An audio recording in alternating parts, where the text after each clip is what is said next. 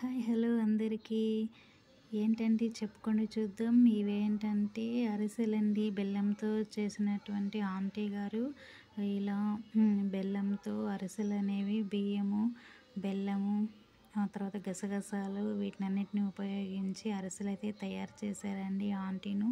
చాలా బాగున్నాయి కదా ఫ్రెండ్స్. తినడానికైతే చాలా కమ్మగా ఉంటాయన్నమాట. ఓకేనా ఫ్రెండ్స్, నాకైతే ఇవి చాలా ఇష్టమండి. మేము ఎప్పుడూ ఇంట్లో ప్రిపేర్ చేస్తూనే ఉంటామండి ఇవి అరిసెలు. ఎవరికైనా చూస్తూనే నోరు ఊరిపోతుందన్నమాట. మనకన్నిటికంటే తీయగా అంటే ఇవి అరిసెలే ఉంటాయన్నమాట. ఇవి ఒక్కటి తింటే చాలండి మనకు.